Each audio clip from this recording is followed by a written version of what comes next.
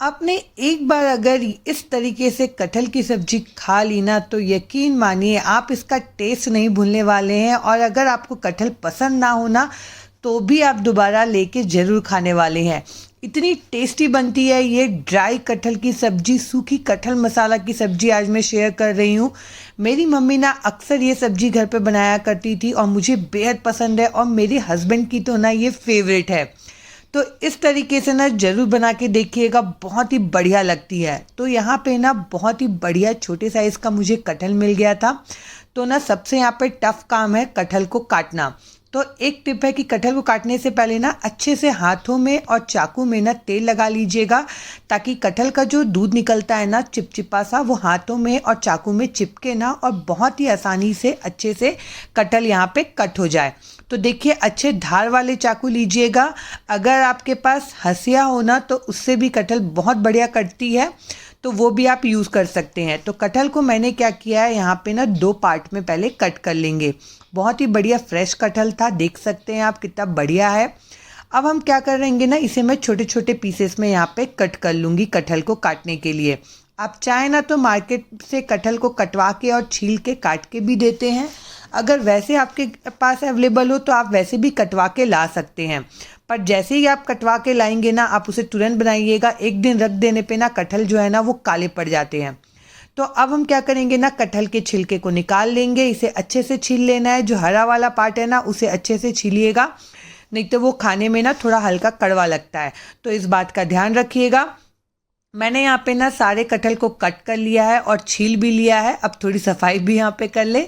अब देखिए सारे कटहल यहाँ पे छील गए हैं। तो अब हम क्या करेंगे ना, इसे छोटे छोटे पीसेस में कट करेंगे। कटहल जो है ना यहाँ पे एकदम फ्रेश है और एकदम सॉफ्ट है, बिल्कुल भी हार्ड नहीं है। पर जो बीच वाला पार्ट होता है ना उसे ज़रूर से कट करिएगा, क्योंकि वो ना पकता नहीं है और खाने में टेस्ट भी नहीं आता। तो इस बात का ध्यान रखिएगा। मैं इसे बहुत ज़्यादा छोटे या बड़े पीसेस में नहीं काट रही हूँ, मीडियम पीसेस पे यहाँ पे कट कर रही हूँ। और जो बीच वाला पार्ट है ना वो थोड़ा हार्ड रहता है, तो उसे यहाँ पे कट करके अलग निकाल देना है। वो हमें इसमें नहीं यूज़ करना है, इस बात का ध्यान रखिएगा, क्योंकि वो पकने में भी टाइम लगता है और पकता भी नहीं है और खाने में टेस्ट भी नहीं आता है। सारे कटहल को मैंने कट कर लिया है। अब हम क्या करेंगे ना, इसे अच्छे से पानी में डाल के ना धो लेंगे, ताकि इसमें जो भी दूध वगैरह हो, डर्ट वगैरह हो, वो अच्छे से यहाँ पे निकल जाए। इसे 1 से 2 मिनट के लिए पानी में डूबा रहने दीजिएगा। अब हम क्या करेंगे ना, गैस पे चढ़ाएंगे एक कढ़ाई, उसमें डाल देंगे पानी और ये कटहल जो हमने धो के रखा था ना वो डाल देंगे। और इसमें डालेंगे थोड़ा सा नमक और हल्दी का पाउडर, और इसे ना हम अच्छे से यहाँ पे बॉईल कर लेंगे। कटहल को यहाँ पे बॉईल करते समय ध्यान इस बात का रखना है कि इसे बहुत ज़्यादा बॉईल नहीं करना है। जब तक ये कटहल बॉईल हो रहा है हम मसाला तैयार कर लेते हैं। तो सिलबट्टे में मैंने थोड़ा सा अदरक, लहसुन, मिर्च, एक प्याज को बारीक बारीक कट कर लिया है और हरा वाला धनिया का ना डंठल वाला पार्ट डाला है, और 1 चम्मच जीरा, 1 चम्मच काली मिर्च का यहाँ पे खड़ा वाला, और आधा चम्मच के करीब नमक डाला है। और ये सारी चीज़ों को ना अच्छे से यहाँ पे हमें पीस लेना है। अगर आपके पास सिलबट्टा हो तो उसमें भी आप इसे पीस सकते हैं, उसमें भी बहुत बढ़िया पीसता है। अगर नहीं है तो मिक्सी में भी इसे आप चला सकते हैं।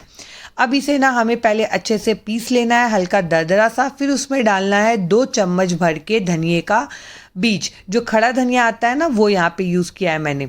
और इसे ना अब जितना चिकना हो सके उतना पीस लीजिएगा, पर एकदम ज़्यादा फाइन पेस्ट नहीं बनाना है इस मसाले का, इस बात का ध्यान रखिएगा।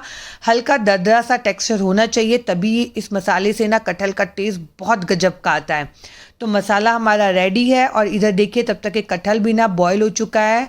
आप एक बार चेक कर लीजिएगा कट करके। बहुत ज़्यादा इसे एकदम गलाना नहीं है, बस इतना कि ये हल्का सा यहाँ पे नरम हो जाए। आप देख सकते हैं कटहल अच्छे से यहाँ पे पक चुका है बिल्कुल।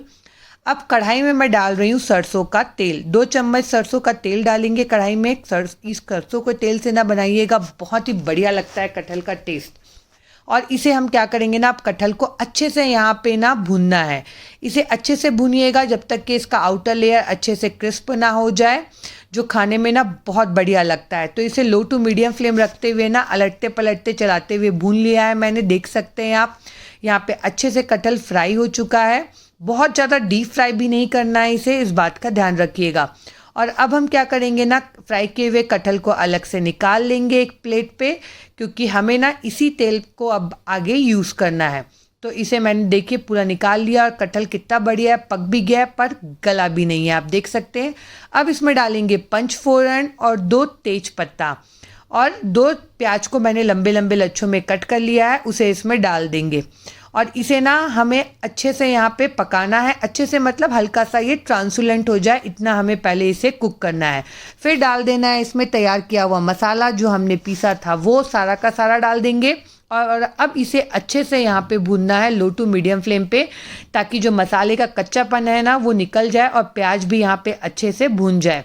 तो इसे चलाते हुए भूनिएगा बीच बीच में, नहीं तो ये नीचे से तले से चिपक सकता है। और इसे ना अच्छे से भूनना है, तभी ना आपके मसाले का टेस्ट आएगा और कटहल की सब्जी का भी टेस्ट ना बहुत ही बेहतरीन आएगा। तो आप देख सकते हैं यहाँ पे प्याज अच्छे से भून गया है, मसाले भी अच्छे से यहाँ पे भून चुके हैं, जलाना नहीं है हमें। अब इसमें डाल देंगे 1 टमाटर की प्यूरी, थोड़ा सा हल्दी पाउडर, आधा चम्मच के करीब नमक और 1 चम्मच कश्मीरी लाल मिर्च। अगर आपको तीखा ज़्यादा पसंद हो ना तो इसमें तीखा वाला लाल मिर्च भी आप डाल सकते हैं, आपकी चॉइस है। और अब इसे ना हमें अच्छे से भूनना है जब तक कि इसमें से ऑयल रिलीज़ ना हो जाए और अच्छे से ये पक ना जाए। अब टमाटर डाला है हमने तो नमक डाला है तो अच्छे से ये भुन जाएगा। अब इसमें डाल देंगे बारीक कटा हुआ हरा धनिया और इसे थोड़ी देर के लिए और कुक करेंगे हम। आप देख सकते हैं यहाँ पे मसाले से सारा मॉइस्चर निकल चुका है, पानी हट चुका है और मसाला ना अच्छे से भुन चुका है। अब इसमें डाल देंगे आधा चम्मच बेसन। बेसन ज़रूर डालिएगा, इससे जो कटहल की सब्ज़ी है ना वो बहुत बढ़िया लटपटी सी बनती है और टेस्ट भी बहुत बढ़िया आता है। तो बेसन को डालने के बाद ना अच्छे से बेसन को भून लेना है। फिर इसमें डालना है थोड़ा सा पानी, 1/4 कप के जितना मैंने पानी डाला है। पानी डालने के बाद ना इसे अच्छे से मिक्स कर लेंगे हम। बहुत ज़्यादा पानी नहीं डालना है क्योंकि मैं यहाँ पे सूखे वाले कटहल की सब्ज़ी बना रही हूँ। तो अगर आपको ग्रेवी वाली बनानी है तो इस स्टेज पे पानी की क्वांटिटी आप ज़्यादा कर सकते हैं। अब जो कटहल यहाँ पे हमने भून के रखा था ना वो कटहल को इसमें मिला लेंगे और इसे अच्छे से मिक्स करेंगे। इसे अच्छे से मिक्स करना है ताकि कटहल में जो है ना वो मसाले अच्छे से यहाँ पे मिक्स हो जाए और इसे अच्छे से हमें पकने देना है, तभी कटहल में ना मसालों का टेस्ट आएगा और वो बहुत ही जूसी बनेगा और फीका फीका सा नहीं लगेगा। तो इस बात का ध्यान दीजिएगा। इसे मैंने 5 से 6 मिनट के लिए अच्छे से भुना है यहाँ पे और देख सकते हैं आप इसका कलर टेक्सचर कितना बढ़िया आया है यहाँ पे और मसालेदार कितना ही बढ़िया दिख रहा है। ऊपर से खूब सारा हरा धनिया डालेंगे और इसे कर लेंगे अच्छे से मिक्स और हमारी ना कटहल की सब्जी बनके तैयार है। यकीन मानिए इसकी खुशबू इतनी बढ़िया आती है ना कि जिसे कटहल पसंद भी ना हो ना वो डबल मांग के खाने वाला है, मेरी गारंटी है। ये बहुत ही बढ़िया लगती है कटहल की सब्जी इस तरीके से बनाने पे।